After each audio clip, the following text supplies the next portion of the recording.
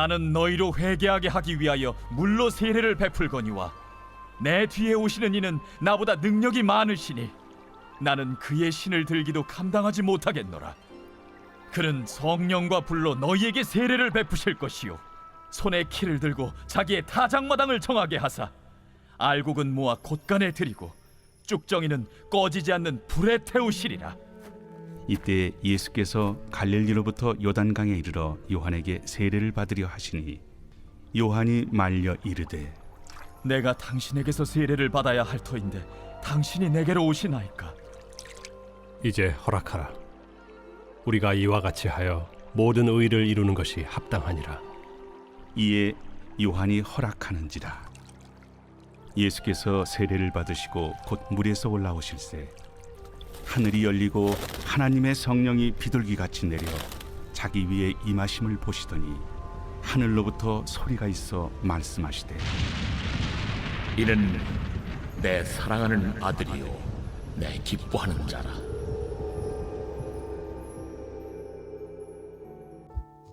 우리 사랑하는 우리 브릿지 가족 여러분, 그리고 함께 말씀을 묵상하며 큐티의 자리를 지키신 우리 소중한 성도 여러분, 우리 1월 17일 토요일 새벽 예배 말씀, 우리 마태복음 3장 11절부터 17절의 말씀, 그리고 4장 1절부터 11절의 말씀도 함께 저희가 서로 같이 좀 견주어 보면서 오늘 하나님의 섭리를 믿으세요 라고 하는 제목으로 오늘 함께 말씀 잠시 나누도록 하겠습니다. 우리는 이번 주부터 마태복음의 묵상을 시작하게 됐는데요. 혹시 여러분들께서 마태복음을 이렇게 묵상하시면서 혹시 이런 질문을 가져보신 적은 없으신지 한번 여쭤보고 싶습니다.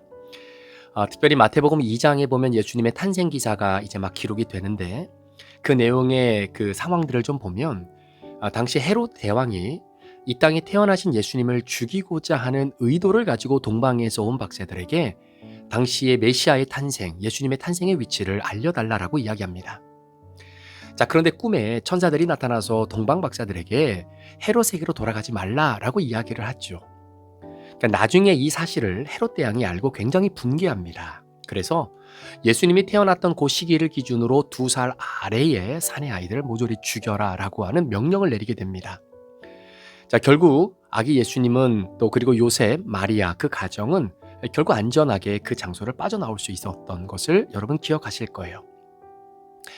저는 개인적으로 이 말씀을 좀 묵상하면서 이런 질문이 들었습니다.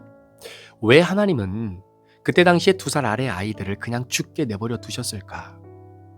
오히려 하나님이 그 순간에 나타나셔서 헤롯을 꾸짖으시고 헤롯을 죽이고 오히려 예수님을 살려내고 그 2살 아래의 그 사내 아이들 무슨 죄가 있겠습니까?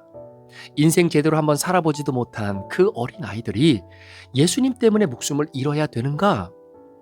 내가 갖고 있는 생각과 객관적인 사실과 이성으로는 도저히 그렇게 일을 진행하셨던 하나님이 이해가 되지 않는 거죠. 내가 만약에 하나님이라면 꼭 이런 방식으로 예수님을 안전하게 그 장소에서 모면할 수 있는 방법을 이것밖에 사용할 수밖에 없었을까라고 하는 생각 혹시 여러분 한번 해보신 적 있으십니까? 여러분 경기도 성남 분당에 가면요 우리들 교회라고 하는 교회가 있습니다. 김양재 목사님 여자 목사님이신데요. 이분이 담임하시는 교회예요. 언젠가 제가 그분의 간증을 한번 들었는데요.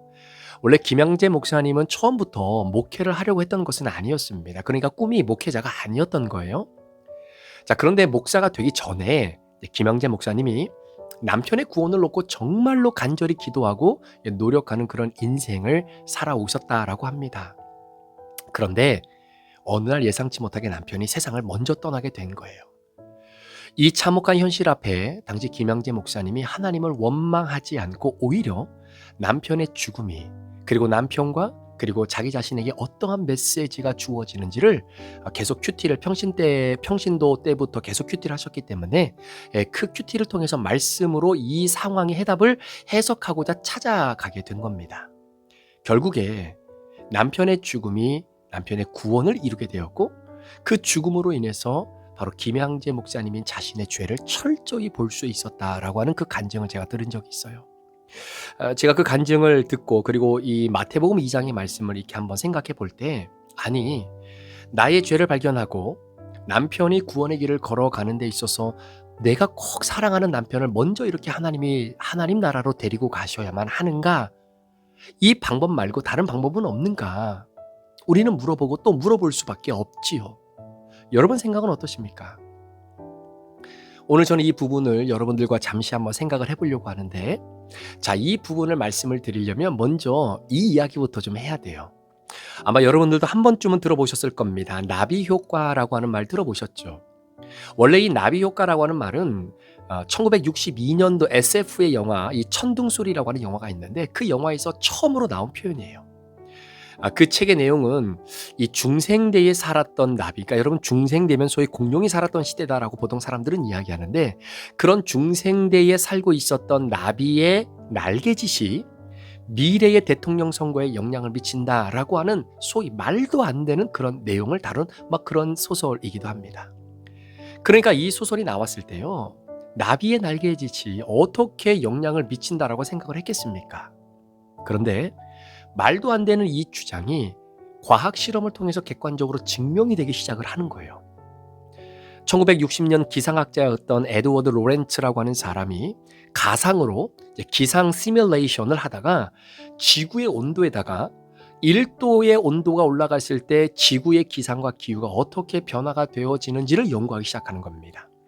자, 그러니까 모든 이 실험에 가지고 있는 이 값이 있잖아요. 이게 상수라고 보통 하잖아요. 그런데 그 상수에다가 0.000127 정도의 굉장히 작은 변수를 주게 된 거예요. 그러니까 소수점 몇 자리 차이의 아주 미세한 입력값을 주었더니 전혀 다른 날씨의 결과를 만들어내더라는 것을 발견하게 되는 겁니다. 그래서 이런 나비 효과라고 하는 비유가 이제 생기게 된 건데요. 자, 그런데 이 변화가 나비가 날개짓을 한 번 한 정도의 변수를 준 거예요. 0.000127 정도의 이 변수는 그냥 우리가 눈에 볼 때 나비가 날개짓을 한 번 이렇게 진 거 정도의 변수밖에 되지 않는다라는 겁니다. 그런데 1972년 미국 기후학계에서 이렇게 0.000127 정도의 거의 보이지 않고 차이가 없는 가장 작은 그런 변수를 집어넣었더니 브라질에서 나비 한 마리가 날개짓을 하면 몇 주 뒤에 텍사스에 토네이도를 일으킬 수 있다라고 하는 과학적 데이터가 나오게 된 겁니다.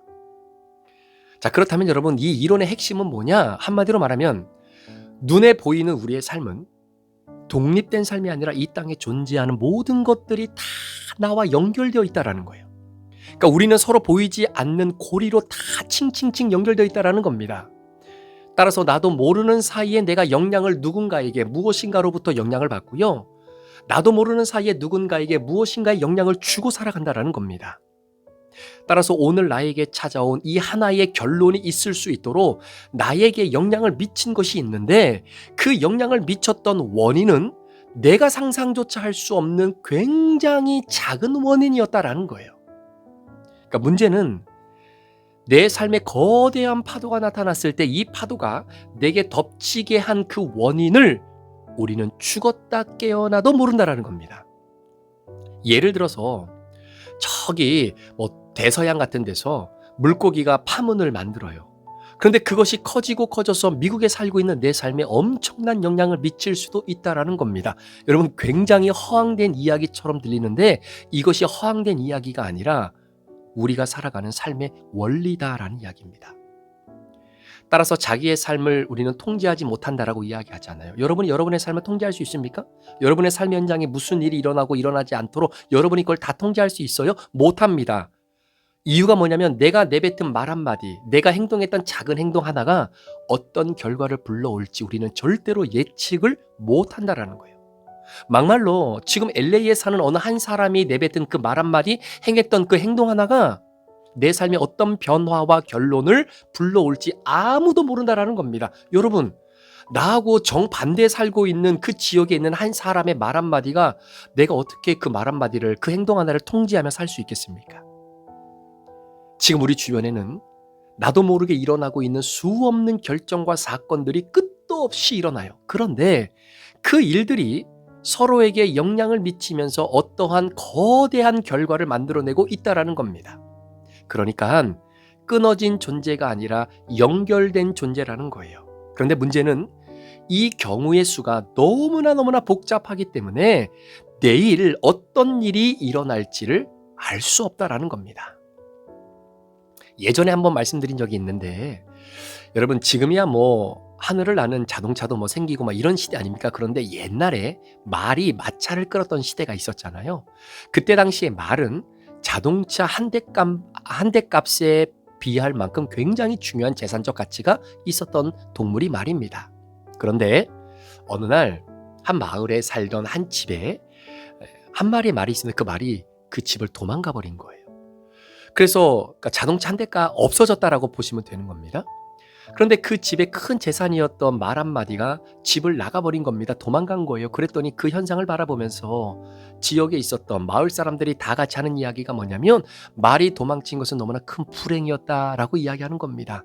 자, 그랬을 때 주인이 뭐라고 얘기했냐면 글쎄요 이렇게 얘기를 하죠. 그런데 어느 정도 시간이 지나고 난 다음에 도망쳤던 그 말이 돌아왔는데 웬일입니까? 도망칠 때는 한 마리가 도망쳤는데 돌아올 때는 야생마하고 눈이 맞아서 이놈을 끌고 들어온 거예요. 그래서 한 마리였던 그 집에 말이 두 마리가 생긴 겁니다.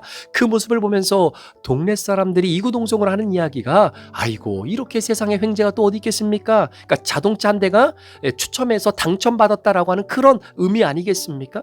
그러니까 이 마을에 살고 있는 사람들이 아이고 이런 행복, 이런 축제, 이런 횡재가 어디 있습니까? 라고 이야기를 한 거죠. 그랬더니 그 주인이 하는 말이 글쎄요 라는 거예요. 자, 그 집에 아들이 하나 있었는데요. 이 야생마 새로 데리고 온 이 말을 이 아들이 어떻게든 길들여 보려고 이 야생마 위에 올라탔는데 이 말이 이게 훈련이 하나도 안 돼 있어서 뭐 여기저기 막 고삐 풀린 망아지처럼 막 이렇게 달리다 보니까 결국 그 아들이 그 말 위에서 떨어져 다리에 관절이 부러져서 불구가 되게 됩니다. 사랑하는 아들이 불구가 됐으니 사람들이 그걸 보고 뭐라고 이야기하겠습니까? 아이고 이렇게 불행한 일이, 이렇게 안타까운 일이 또 어디 있습니까? 라고 이야기를 하니까 주인이 하는 말이 글쎄요 라는 거예요. 그리고 몇 년 후에 그 나라에 큰 전쟁이 발발하게 됩니다. 그래서 나라에서 이제는 군인들을 징집하기 때문에 그 동네에 살고 있었던 아들들이 다 전쟁에 끌려갔어요. 그런데 전쟁에 끌려갔던 아들들이 전쟁 때문에 돌아온 아들이 없습니다. 마을 온통은 마을 전체가 온통 곡하는 소리로 가득하게 되죠. 그런데 주인공의 집에서는 울음소리가 들리지 않습니다. 왜냐하면 아들이 불구가 돼서 군 면제를 당하게 된 거죠. 여러분, 이 땅에 존재하는 모든 것은 독립된 것이 아니라 작은 사건 하나하나가 영향을 미치고 영향을 서로 주고받고 있다는 거죠. 자, 그런데 우리의 연약함이라는 것이 뭐냐면 그래서 오늘 나에게 닥친 일이 내 미래에 어떤 결과를 가져다 줄지 우리는 모릅니다. 오늘의 행복이 미래의 불행이 될 수도 있고요. 오늘의 불행이 미래의 행복이 될 수도 있다는 거예요. 우리는 그거를 예측하지 못하고 통제하지 못합니다. 이게 우리의 연약함이에요. 자, 그런데 성경이 말하는 하나님, 성경이 우리에게 고백하는 우리 하늘 아버지 하나님은 모든 것을 통제하시는 하나님, 모든 것을 알고 계시는 전지하신 하나님이세요. 자, 이 말의 의미는 뭐냐면 세상에 이렇게 존재하는 복잡한 변수를 하나님은 완벽히 이해하시고 어떤 사건을 통해서라도 하나님 자신이 원하는 그 결과를 100% 도출할 수 있는 유일한 존재는 하나님뿐이다라는 겁니다. 이것을 우리는 신앙적인 용어로 뭐라고 이야기하냐면 하나님의 섭리, providence of God, 하나님의 섭리다라고 이야기해요. 그러니까 섭리라고 하는 이 providence라고 하는 뜻은 하나님이 모든 것을 완벽하게 통제하시고 주어진 모든 환경을 통해서 하나님 자신이 원하는 결과를 한치의 오차도 없이 만들어내신다. 이것이 섭리라고 하는 뜻이에요. 그러니까 우리가 어떤 사건을 맞이할 때 이게 좋은 일이 나쁜 일이라고 함부로 판단해서는 안 된다는 거죠. 지금 내 눈앞에 펼쳐진 이 행복이 장차 고난으로 다가올 수도 있고요. 지금 내 눈앞에서 불행으로 시작된 그 일이 장차 나의 구원을 이루는 일이 될 수 있다는 겁니다. 그런데 우리는 이것을 내다보고 예측할 능력이 없다라는 거예요. 따라서 바로 내 눈앞에서 펼쳐지는 이 일을 보고 이게 선이다, 악이다, 행운이다, 불운이다 함부로 판단해서는 안 된다는 겁니다. 오히려 내 눈앞에 펼쳐지는 이 모든 일이 장차 나에게 복이 될지 화가 될지를 결정하고 통제할 수 있는 유일한 분은 바로 하나님의 한 분뿐이시다라고 하는 이 믿음의 고백. 그래서 우리가 기도하고 하나님을 의지하고 하나님의 말씀을 붙잡고 나아가는 이유가 바로 여기에 있다라는 거죠. 자, 이런 맥락에서 한번 들어보세요. 현재 2025년도 작년을 기준으로 전 세계 인구를 80억으로 본다면요. 여러분 전체 80억 인구 중에 기독교인이 얼마 정도 되는지 아십니까? 제가 자료를 보니까 약 32에서 33% 정도 됩니다. 어마어마한 숫자예요. 인도의 사람들보다, 미국에 있는 사람들보다, 저기 중동에 있는 사람들보다 훨씬 더 많은 숫자입니다. 그런데 선교의 목숨을 걸었던 사도 바울이 이것을 예측이나 했겠는가라는 거예요. 절대 예측할 수 없었습니다. 왜냐하면 당시 기독교인들은 굉장히 소수였고요. 0.1%도 안 되는 인원들이었습니다. 그렇다고 가방끈이 긴 사람들, 돈이 많은 사람들이 아니에요. 굉장히 가난한 사람들입니다. 이러한 사람들로 묶여있는 기독교가 로마를 점령한다? 이렇게 보잘것없는 사람들 0.01% 정도밖에 되지 않는 이 사람들이 훗날 32%의 기독교인이 될 것이다? 전체 세계 인구에? 이걸 누가 예측할 수 있겠습니까? 그런데 오늘날 기독교에 어마어마한 부흥이 일어났는데 이 부흥의 시작이 무엇입니까? 이 부흥의 시작을 그 누구도 예측을 못했던 거예요. AD 33년에 이스라엘의 한 청년이 전능하신 하나님, 유대인들이 믿고 있는 그 하나님을 모독했다라고 하는 이유로 십자가에 못 박혀 처형당해 죽었습니다. 우리랑 아무런 상관이 없는 33살의 청년이 십자가에서 죽었어요. 그날 사람들은 기독교가 끝났다라고 이야기합니다. 그 십자가를 통해서 2026년도에 어마어마한 기독교의 부흥이 일어날 것이다라고 예측한 사람은 단 한 사람도 없어요. 단 한 명도. 여러분, 그 청년의 죽음이 오늘 저를 목사로 만들 것이다라고 생각을 해본 사람은 단 한 사람도 없었습니다. 그런데 이 십자가가 세계적인 복음의 부흥을 가져올 것이다라는 것을 아셨던 유일한 한 분, 바로 하나님만 아셨어요. 그러니 하나님의 아들인 예수 그리스도는 십자가를 향해 똑바로 걸어갈 수 있었습니다. 이유는 이 십자가가 앞으로 기독교의 놀라운 부흥을 가져올 것이다라는 것을 알았기 때문이에요. 그런데 예수님이 십자가를 향해 걸어갈 때 베드로가 한 말을 기억하십니까? 예수님이 십자가에서 죽는다? 절대로 일어날 수 없는 일이라는 거예요. 안 되는 일이라는 겁니다. 그래서 베드로가 예수님의 앞을 가로막잖아요. 자, 이때 베드로가 이렇게 이야기할 수밖에 없었던 이유는 뭐냐면 베드로의 눈에는요, 당장 십자가의 죽음만 보이지 그 십자가가 이 땅에 가져올 장차 기독교의 부흥이 하나도 보이지 않는 겁니다. 볼 수도 없었겠죠. 자, 여기서 베드로가 예수님의 십자가의 길을 막아버리니까 그때 예수님께서 막아버리는 베드로를 꾸짖으시는 것이 아니라 사탄을 꾸짖으셨죠. 이유는 예수님은 이 십자가를 통해 어떤 역사의 결과가 일어날 것인지를 아셨기 때문에 내가 십자가를 지고 처형당하는 이 상황 자체가 너희들이 볼 때는 너무나 참혹스럽고 앞으로 너희들이 살아갈 때 내 스승인 예수가 이 땅에 없어서는 안 되는 바로 그런 조건으로 보여줬기 때문에 십자가의 길을 막았지만 이루 말할 수 없는 고통과 아픔의 십자가를 지는 것이 나에게는 축복이다. 이렇게 말씀을 하시는 겁니다. 여러분, 사도 바울에게 질병이 있었어요. 이 질병을 고쳐달라고 3번씩이나 기도합니다. 그때 하나님이 하신 말씀이 그 질병이 축복이다. 여러분, 하나님이 말씀이 그렇다면 그게 맞는 거예요. 베드로가 그랬습니다. 어떻게 십자가를 지고 처참하게 죽는 이것이 축복이냐? 라고 하면서 예수님의 관점을 뒤집어 엎으려고 하는 것이 바로 사단이 뒤에서 조정하는 베드로의 전략이었죠. 그런데 이것은 사실 베드로가 한 일이 아니라 사탄이 했던 일이잖아요. 여러분, 사탄은 현실만 바라보게 하는 관점을 자꾸 예수님에게 요구하는 겁니다. 근데 베드로 뒤에 누가 있냐면 보이지 않는 사탄이 있었어요. 그런데 이런 사탄의 세력이 한 번 더 성경에 나타나는데 그게 바로 오늘 우리가 읽은 말씀, 그리고 내일 주일 본문과도 연결되어지는 바로 그 본문에 사탄이 한 번 더 등장합니다. 자, 사탄이 예수님을 3번 시험하지요. 여러분, 사탄의 시험의 본질이 뭔지 아십니까? 예수, 네가 보이는 대로 믿으라는 거예요. 네가 보이는 대로 믿으라는 거예요. 돌을 떡으로 만들랍니다. 성전 꼭대기에서 떨어질 때 발꿈치 하나 상하지 않도록 천사가 너를 보호하는 것을 통해 너를 증명하라는 겁니다. 네가 이 높은 산에서 나에게 한 번만 절하고 나면 이 세상에 소중하고 귀한 모든 것 다 네가 가져가도 된다라고 이야기합니다. 그러니까 예수, 네 눈에 보이는 그대로 네가 행하고 그대로 믿으라고 관점을 자꾸 요구하는 거예요. 여러분, 생각해 보세요. 돌이 떡이 됐어요. 좋은 일이잖아요. 야, 나한테 한 번만 줘라고 세상의 모든 것을 다 가지는 이 좋은 일이 있잖아요. 야, 네가 얼마나 훌륭한 사람인지 한 번 네가 성전 꼭대기에서 떨어지는 것을 한번 증명해봐. 그거 좋은 일이잖아. 그러니까 내 눈앞에 펼쳐진 이 일만 판단하라는 겁니다. 미래를 예측하지 말라는 거예요. 지금 나에게 닥친 이 일이 앞으로 나에게 어떤 결과를 불러일으킬지 하나님의 말씀 앞에서, 하나님 앞에서 해석받으려고 하지 말라라는 이야기입니다. 큐티하지 말라라는 이야기예요.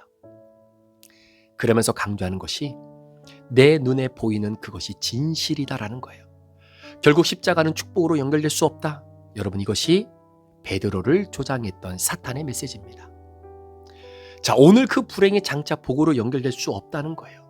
오늘 그 횡재가 훗날 너에게 불행으로 다가갈 수 없으니 오늘의 행복만 쫓으면서 살라는 겁니다. 돌이 아니라 떡을 추구하라는 거예요. 여러분, 이것이 속임수인 겁니다. 여러분, 하나님의 섭리 안에서 오늘 내가 신앙 때문에, 믿음 때문에 겪는 그 고난과 아픔이 파문을 일으켜서 구원의 사건으로 변화될 수 있다는 것. 십자가가 나의 영광이 될 수 있어요. 반면에 오늘의 나의 행복이 나의 구원을 막을 수 있고 나의 물질이 나에게 가시가 될 수 있습니다. 왜? 우리는 그것을 못 보기 때문이에요. 여러분, 2000년 전에 죽은 한 청년의 십자가가 오늘 저를 목사로 만들었습니다. 이 결과를 누가 상상이라도, 이런 관점을 하나님으로부터 우리가 받아야 되는데 이런 결과를 누가 상상이라도 했겠습니까? 사탄의 유혹에 넘어가서는 안 됩니다. 오늘의 고난은 나의 구원을 위한 축복이 될 수 있는 거예요. 그러니 결론은 오늘 하나님이 하시는 말씀은 눈에 보이는 것으로 판단하지 말고 내일 본문 말씀이긴 하지만 4장 10절의 말씀처럼 하나님의 말씀을 신뢰하는 겁니다. 살아계신 하나님의 말씀으로 믿고 그 말씀 의지하며 나아가라는 겁니다. 이런 측면에서 마태복음 2장에 기록되어 있는 예수님의 탄생 시 죽음을 맞이했던 2살 아래의 아기들을 생각해 보면요, 비극이죠. 일어나지 않았으면 더 좋았을 겁니다. 그런데 이 일의 결론도 악하냐? 아니다라는 거예요. 여러분, 큰 슬픔으로 시작된 이 일이 장차 어떻게 구원의 사건으로 연결될지는 오로지 하나님만 아시는 것이고요.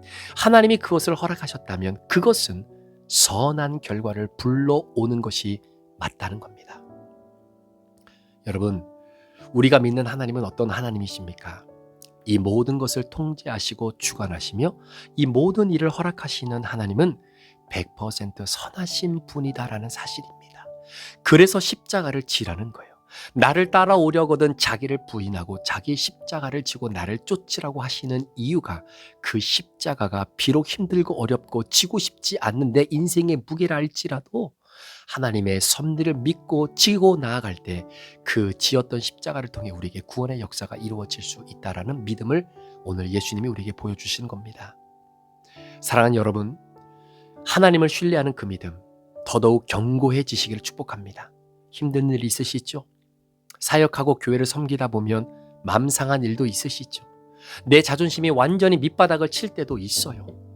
내 스스로 자괴감에 빠질 때도 있어요. 부끄러워 미칠 때도 있습니다. 불행이죠. 아픔이죠. 상처죠. 그래서 여러분, 망하셨습니까? 그래서 무너지셨나요? 신앙을 포기하셨습니까? 기억하셨으면 좋겠습니다. 눈에 보이는 결론만으로 판단하지 마시기를 바랍니다. 하나님이 내게 허락하신 일이라는 믿음이 있다면 그 불행은, 그 상처와 아픔은 반드시 나의 구원과 믿음 성장을 위한 축복으로 바뀌어지게 되는 거죠. 주님이 이 땅에 오실 때 다른 것 보지 않고 하나님의 섭리를 믿는 그 믿음을 보시겠다라고 이야기하는 거예요. 기도하기는 우리 모두 주님 앞에 하나님의 섭리를 온전히 믿고 비록 내 앞에 펼쳐진 여러 가지 힘들고 아픈 이 일들이 결국은 나의 구원과 다 연결되어져 있다라고 하는 하나님의 섭리와 구속사의 은혜를 우리가 믿음으로 잘 섬겨 나아갈 수 있는 저와 여러분들이 되시기를 우리 구주 예수 그리스도의 이름으로 간절히 축원합니다. 기도하시겠습니다. 하나님 아버지, 감사합니다. 우리가 살아가는 삶의 모든 것들은 하나님의 통제와 인도하심 속에 다 들어가 있음을 고백합니다. 그래서 지금 내가 해석될 수 없는 이 일들도 결국은 나의 구원과도 연결되고 그래서 오늘 내가 만난 남편, 내가 만난 아내, 우리에게 허락하신 자녀, 내가 오늘도 섬기는 교회, 이 모든 것이 다 나의 구원과 연결되어 있다는 것을 연결되어 있다는 것을 잊지 말고 힘들고 어려워도 하나님의 선하심을 믿고 나아가는, 그것이 하나님이 허락하신 일이라면 100% 선한 결과를 도출할 것이다라고 하는 아름다운 믿음의 고백을 오늘도 하나님의 섭리 속에 깨닫고 나아가는 우리 모든 성도들 되게 하여 주옵소서. 감사를 드리며 예수 그리스도의 존귀하신 이름으로 축복하며 기도합니다. 아멘.